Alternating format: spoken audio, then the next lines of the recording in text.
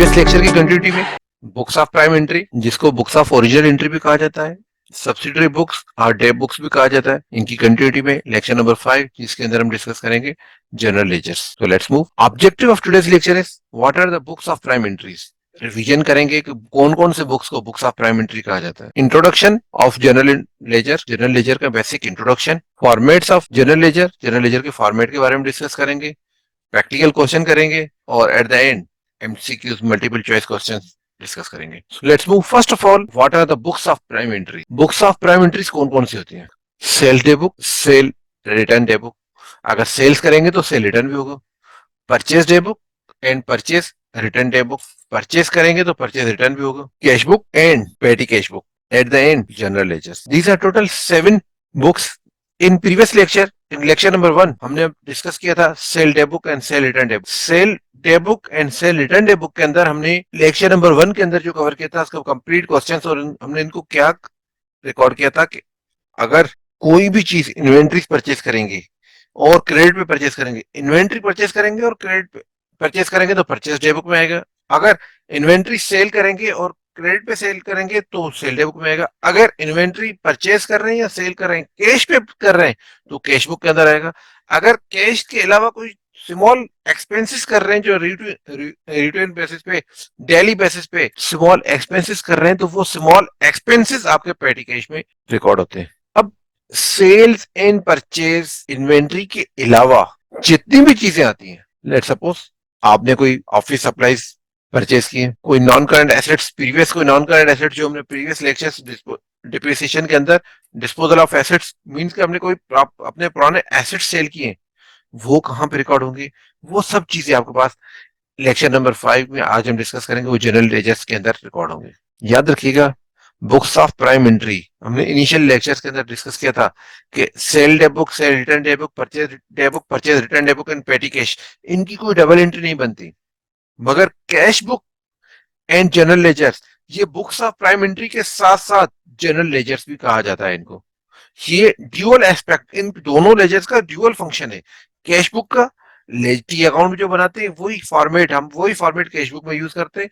It means कि जो cash book की बात है, जो कैश बुक के डबल एंट्री का कॉन्सेप्ट है, वो भी कैश बुक में रिकॉर्ड होगा। और जनरल लेजर के अंदर जिस तरीके से depreciation expense, bad debts expense, corrections of errors, different चीजें, जो भी चीजें सेल परचेज के अलावा जितनी भी चीजें, वो सब जनरल में रिकॉर्ड होती हैं।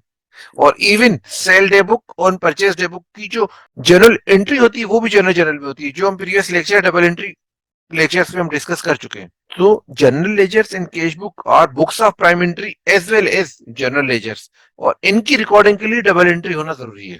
Now what are the general ledgers? General ledger is called books of prime or original entry, where accountant record financial transactions of business as per their date of occurrence. जिस दिन कोई transaction, कोई activity हुई, उस दिन की occurrence जैसे वो ट्रांजेक्शन हैपन हुई, उसको रिकॉर्ड कहां पे करेंगे? जनरल में। It is different from the specialized general like sales and purchase. Purchase and sales से ये थोड़ा सा डिफरेंट है, where only inventory item related to them are recorded. It mainly keeps the details of 5 major accounting heads, which are assets, liabilities, revenue, and expenses and capital. In short, जो हमने previous lecture के अंदर discuss किया था, sir सिर्फ और सिर्फ inventory से रिलेटेड जो सेल्स एंड परचेज रिकॉर्ड होते हैं, वो special general sale and purchase ledger के अंदर रिकॉर्ड होते हैं। इसके अलावा जितने भी आपके पास एसेट्स के हेड्स हैं, जितने भी आपके पास अकाउंटिंग के हेड्स हैं, जिसको हमने प्रीवियस लेक्चर में अल्सर से डिस्कस किया था, assets, liabilities, capital, expense and revenue, इनकी जितनी भी एंट्रीज होंगी वो जनरल में रिकॉर्ड होंगी। व्हेनेवर इन इवेंट और transaction occurs, it is recorded in a general. जो भी ट्रांजेक्शन, जो भी इवेंट हुआ, वो रिकॉर्ड कहां पे होगा? जनरल्स में। General can be of two types: specialty general and general. Specialty general and general क्या डिफरेंस है? In any additional transaction by which were not recorded in the special general, means sale day book and purchase day book में अगर वहां पे record नहीं होती कि sales and purchase should be recorded in the general. These types of transactions are account receivable, account payable, equipment, accumulated depreciation, capital expenditure, general income, other income, including interest income, rent income, expenses, and ATC can all be included in this transactions. जितनी भी special अगर general में entries record नहीं होती, means special general के अंदर तो सिर्फ और सिर्फ हम इन्वेंट्री की सेल्स एंड परचेज को रिकॉर्ड करते हैं। इनके अलावा जितने भी सेल्स परचेज के अलावा जितने भी account receivable, account payable, equipment से रिलेटेड, डिप्रिसिएशन से related, other income, losses, insurance, इस टाइप के जितने भी कैपिटल एक्सपेंडिचर जो भी चीज होती है वो जनरल में रिकॉर्ड करते हैं। With the development of the technology, record keeping has become simple because all data is kept in a single ledger that is no need to the specialize ledger journals. बाज़ औक़ात अब कुछ software के अंदर आपके पास ऐसी डेवलप टेक्नोलॉजी आ चुकी है, सिर्फ और सिर्फ आप रिकॉर्ड करेंगे वो खुद ब खुद जनरल लेजर, स्पेशलाइज लेजर, जो नीड चाहिए आपके पास हर चीज की आपको रिकॉर्डिंग मिलता है। However during the era of the manual record keeping, these general accounting were harder to ignore. जब मैनुअल रिकॉर्डिंग होती थी तो ये जनरल बनाना मैंडेटरी होता था और बहुत मुश्किल होता था कि इसको इग्नोर करें। The pages are divided into columns where items like date, serial number, debit, credit and are recorded in the double entry bookkeeping system or format। General का फॉर्मेट क्या है? फर्स्ट कॉलम में बेसिकली जनरल 5 कॉलम्स पे dependent होगा। First column में हम date या serial number को मेंशन करेंगे। सेकंड कॉलम में हम पर्टिकुलर्स को रिकॉर्ड करेंगे कि कौन से अकाउंट्स, कौन से 2 अकाउंट इस जनरल में हिट हो रहे हैं, क्या डेबिट हो रहा है, क्या क्रेडिट हो रहा है। उसके अलावा उसके बाद उस लेजर का reference, PR mean portfolio references, कि इसका रेफरेंस कहां है, इसका इस लेजर की डिटेल आपने कहां पे बनाई है। उसके अंदर अब डेबिट हो रहा है तो डेबिट अकाउंट, अगर क्रेडिट हो रहा है तो क्रेडिट। इट मींस कि इस फॉर्मेट के अंदर आपके पास हर एक लेजर का रेफरेंस नंबर भी होगा, किस डेट वो, किस दिन वो ट्रांजेक्शन इनकर हुई वो भी रिकॉर्ड होगा, इंक्रीज हुआ डिक्रीज हुआ, जो हमने एसेट्स इंक्रीज होगा तो डेबिट, डिक्रीज होगा तो क्रेडिट, इस टाइप के जो हमने डबल एंट्री के रूल्स को हमने डिस्कस किया था, वो रूल्स को फॉलो करते हुए हम यहाँ पे जनरल को फॉर्मेट बनाएंगे। Now let's move to the question. Mr. Essen started business in following are the transactions। कुछ ट्रांजेक्शन है। Essen invested his personal assets, assets जो उसके पर्सनल थे अब वो बिजनेस में लेकर आ रहा है। बिल्डिंग कितना अमाउंट है, कैश कितना अमाउंट है, परचेजेस, इन्वेंट्रीज कितनी की है, office supplies, one by one हम इन ट्रांजेक्शन को रीड करते हुए इसकी डबल एंट्रीज बनाते जाएंगे और उसको जनरल में रिकॉर्ड करेंगे। First entry, Mr Ahsan invested his personal assets to business. Ahsan ने पर्सनल एसेट्स को बिजनेस के अंदर रिकॉर्ड किया है, जिसमें बिल्डिंग की वैल्यू है 56,000 एंड कैश की वैल्यू है 104,000। इसकी एंट्री क्या होगी? बिल्डिंग, बिजनेस के अंदर क्या चीज आ रही है? बिल्डिंग आ रही है। बिल्डिंग की नेचर क्या है? एसेट्स। एसेट्स इंक्रीज होता है तो डेबिट, बिल्डिंग डेबिट। कहां से आ रहा है? एसन के पर्सनल एसेट से अब वो बिजनेस में ला रहे हैं, तो बिजनेस में जो भी चीज ऑनर की तरफ से आती है, this is known as capital. Debit हो रहा है बिल्डिंग अकाउंट, क्रेडिट हो रहा है कैपिटल अकाउंट। कैपिटल इंक्रीज होगा तो क्रेडिट और एसेट्स इंक्रीज होगा तो debit. To record capital introduce by एसन, एसन के जो एसन ने इंट्रोड्यूस किया है, जो इन्वेस्टमेंट की है बिजनेस में, उसकी रिकॉर्ड करने का ये एंट्री है। सेकंड नंबर है cash account debit, capital account credit. 56,000 के साथ साथ एसन 104,000 कैश भी लेकर आया था, तो cash account debit and capital account credit. Second number entry है purchase inventory, ₹25,000 on account from Mr Ali. Mister Ali से इन्वेंट्री परचेज की है, क्रेडिट पे परचेज की है। अब क्रेडिट पे परचेज करने के लिए परचेज डे बुक में रिकॉर्ड होगा, परचेज डे बुक के बाद एंट्री जनरल में रिकॉर्डिंग होगी। Inventory account debit, account payable credit. Inventory purchase कर रहे हैं, उसके बदले आप पे नहीं कर रहे हैं, मगर आपकी लाइबिलिटीज इंक्रीज हो रही है। To record purchases of inventory, record क्या कर रहे हैं? इन्वेंट्री की परचेजेस, जो ऊपर आपके पास ट्रांजेक्शन है वही ट्रांजेक्शन आपकी यहाँ पे नरेशन में आ रही है। क्या कौन सी ट्रांजेक्शन हुई है भाई? ये जो आपने रिकॉर्ड किया ब्रैकेट के अंदर क्या चीज है, ये क्या रिकॉर्ड किया? टू रिकॉर्ड किया, क्या रिकॉर्ड किया? परचेजेस रिकॉर्ड किए। किस चीज की परचेजेस? इन्वेंट्री की। किससे परचेज किए? मिस्टर अली से क्रेडिट पे परचेज किए। तो आपके पास एसेट्स भी इंक्रीज हो रहे हैं और आपकी लाइबिलिटीज भी इंक्रीज हो रही है। थर्ड नंबर है office supplies purchase for rupees 1950 rupees. Office supplies आपने परचेज किए 1950 रुपीज। 1950 रुपीज की ऑफिस सप्लाईज आपने परचेज किए। तो अब बिजनेस के अंदर क्या चीज है ये? Office supplies. कितने अमाउंट की? 1950 रुपीज की। क्या इसके बदले वो पे कर रहा है? कुछ मेंशन नहीं है। जब कुछ मेंशन नहीं है तो बाय डिफॉल्ट रूल है अकाउंटिंग का कि वो कैश पर है। To record purchase of office supplies on cash. One cash आपका ऑफिस सप्लाईज डेबिट हो रहा है, ऑफिस सप्लाईज इंक्रीज हो गया। कैश अकाउंट आपका कैश आपका डिक्रीज हो रहा है, तो कैश आपके एसेट्स है, कैश आपके डिक्रीज हो रहे हैं। कैश डिक्रीज होता है तो क्रेडिट, एसेट डिक्रीज होता है तो credit. Mister essence receive bank loan of rupees 1,20,000। अब एसन ने बिजनेस के नाम पे बैंक लोन लिया है 1,20,000। अब बैंक लोन जब बैंक देता है तो कभी भी किसी को कैश नहीं देता, वो आपके उसके अकाउंट में डिपॉजिट करता है। तो bank account debit 1,20,000।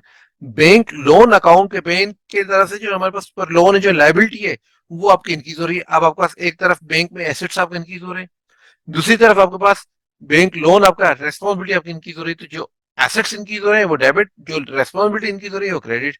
To record loan receive by mister Essen. Purchase land for rupees 1,60,000, paid 80,000 by cheque and 80,000 cash.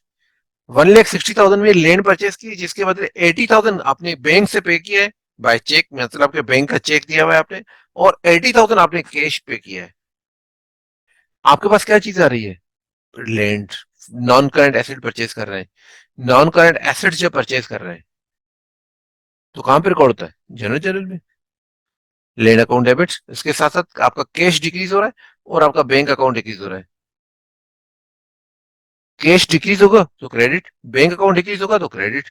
To record purchase of land for business. Business के लिए जो लैंड परचेज की है उसको रिकॉर्ड करने के लिए हमने ये ट्रांजेक्शन की है, जो 5 नंबर के आपका सर्कल में आ रही है, जो पूरे रो में आपके पास आ रही है। तो इस मीन्स के इस 5th नंबर ट्रांजेक्शन की सिर्फ अगर आप ऊपर ट्रांजेक्शन ना हो, सिर्फ नीचे ब्रैकेट के अंदर जो वर्डिंग लिखी है उससे आप अंडरस्टैंड कर सकेंगे आप क्या रिकॉर्ड करना चाहते हैं। Sold to Mr. Ayan for rupees 1,50,000 on account receivable debit, sales account credit। To record credit sale to Ayan, जो Ayan को आपने क्रेडिट सेल किए उस चीज को रिकॉर्ड कर रहे हैं। Sales receivable debit, sales account credit.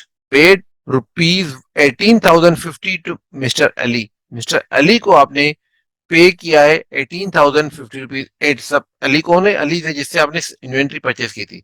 अब आप पे कर रहे हैं तो आपके पास जो पे कर रहे हैं तो आपके पास कैश कम हो रहा है। कैश कम हो रहा है तो क्यों कम हो रहा है? क्योंकि आपके पास अली को पे करना था, अब आप वो अमाउंट पे कर चुके हैं। जो आपकी लाइबिलिटी थी अब आपकी वो लाइबिलिटी भी डिक्रीज हो चुकी है। Account payable debit, cash account credit. Purchase inventory of rupees 100,000 on cash from Nimra. Purchase कर रहे हैं निमरा से इन्वेंट्री, मगर कैश पे परचेज कर रहे हैं। जब कैश पे परचेज करते हैं तो कैश बुक में आनी चाहिए, कैश बुक में भी डबल एंट्री होगी। इसके साथ साथ जनरल के अंदर भी आपको रिकॉर्ड करना है। क्या रिकॉर्ड करेंगे? Inventory account debit, cash account credit. Inventory कितने की है? 1,00,000 रुपए की, 100,000, and cash account credit 100,000। 9th number है sold to Mr Bilal for rupees 80,100 on account. Bilal को आपने सेल किया है, कितना सेल किया? 80,100। 80,100 की सेल्स की है मिस्टर बिलाल को ऑन अकाउंट, मतलब क्रेडिट पे। क्या रिकॉर्ड करेंगे? अकाउंट रिसीवेबल डेबिट, आपको पैसे मिलेंगे। Receivable debit, sales account credit. Account receivable debit कितने अमाउंट से? 80,100। Sales account 80,100। To record credit sales to Bilal. Credit sale Bilal को जो क्रेडिट सेल की है उसकी रिकॉर्डिंग कर रहे हैं। Prepaid insurance paid by cheque rupees 11,000। Prepaid insurance paid by cheque. Insurance को प्रीपेड कर रहे हैं, अभी तक सर्विसेज ली नहीं है, उसको किसके थ्रू पे कर रहे हैं? चेक के थ्रू 11,000। तो आप क्या एंट्री पास करेंगे? Prepaid insurance debit, account bank account credit. 11th number transaction है cash receive rupees 1,45,000 from Ayan by cheque. Ayan से 1,45,000 के चेक आपने 1,45,000 का कैश मतलब बैंक के थ्रू चेक रिसीव किया है। And cash rupees 77,600 from Bilal. Bilal से कितना रिसीव किया है? कैश रिसीव किया 77,600। अब जो रिसीव किया कैश आयान से, चेक रिसीव किया है आयान से, तो क्या रिकॉर्ड करेंगे? Bank account debit, account receivable credit. और अब बिलाल से क्या रिसीव किया है? कैश रिसीव किया तो आपके पास कैश इंक्रीज होगा, cash debit, account cell credit. 12th number transaction है आपकी, mister essence took inventory for rupees 1000। एसन ने 1000 की इन्वेंट्री ली है and paid his personal mobile bill for rupees 100 rupees का मोबाइल का बिल भी पे किया है और 1000 रुपीज की इन्वेंट्री भी ली है। अब बिजनेस से इन्वेंट्री कम होगी क्योंकि मिस्टर एसन लेकर जा रहा है। अब पार्टनर जो भी चीज बिजनेस से लेता है, तो हम प्रीवियसली डिस्कस कर चुके हैं, तो जो भी जब भी कैपिटल डिक्रीज होता है तो उसका नाम चेंज होके नाम आता है ड्राइंग डेबिट। अब ड्राइंग डेबिट में इन्वेंट्री भी लेकर जा रहा है, ड्राइंग कितने से डेबिट होगा, 1000 रुपीज की इन्वेंट्री लेकर जा रहा है और 100 रुपीज का बिल, तो drawing debit 1100 and cash credit, drawing debit 1100, cash credit 100 rupees and inventory credit 1000 rupees. Record drawing by एसन, एसन ने क्या ड्राइंग की उसकी रिकॉर्डिंग के लिए हमने ये एंट्री पास की। Next part is MCQs. Payment receive from credit customer will be credit to the receivable account, credit to the payable account, debit to the receivable account, credit to the debit to the payable ledger. ये बताएं कि payment जब आपने किसी customer से, credit customer से payment receive की है, तो आपके पास क्या आया है, पेमेंट। पेमेंट आपको की तो क्यों रिसीव की है, क्योंकि आपको रिसीव करना था पहले, अब आप वो रिसीव कर चुके हैं, तो credit to the receivable ledger. Option A is correct. If business shows a debit balance in its own record of its bank balance. This indicates the business has a bank what of business is a debtor of bank. Business has money in the bank or ledger entry must be wrong. या entry पूरी wrong होगी। क्या record करेगी, अगर debit balance हो रहा है it means कि बैंक के पैसे, आपके बिजनेस के पैसे बैंक में पड़े हुए, the business has money in the bank. What is the double entry for trade discounts. Trade discount की एंट्री क्या होगी, जब आपके पास इट मीन की कोई 100 रुपीज की चीज है आप 80 रुपीज में दे रहे हैं, तो 20 रुपीज जो आप डिस्काउंट दे रहे हैं, एक्चुअल सेल्स आपकी कितनी हो रही है, एक्चुअल अगर आप डिस्काउंट ना दें तो क्या होगा, 100 रुपीज की सेल्स होती, सेल्स आपकी क्रेडिट जो है वो 100 रुपीज की होगी, और 100 में से अब आप रिसीव कितना कर रहे हैं, कैश 80,000। अब इसके लिए आपके पास जो वर्ड यूज होगा, तो 80 रुपीज आप अगर रिसीव कर रहे हैं और रिसीव आपको 100 करना चाहिए था, तो आपका आपकी एंट्री होगी trade discount debit account receivable credit. Section option B is correct. Sales of business assets on credit is recorded in, जब बिजनेस सेल करते हैं कोई बिजनेस एसेट्स क्रेडिट पे, कहां पे रिकॉर्ड करते हैं, general ledger is a book in which only real account are open, only real and personal accounts are open, all the real and nominal accounts are open, none of them। General ledger के अंदर assets and expenses की बात होती है, तो जितने भी real accounts हैं, जितने भी नॉमिनल अकाउंट्स हैं, सब रिकॉर्ड होते हैं। तो option C is correct. If you have any question you can contact, you can write in your comments. Thank you, Allah Hafiz।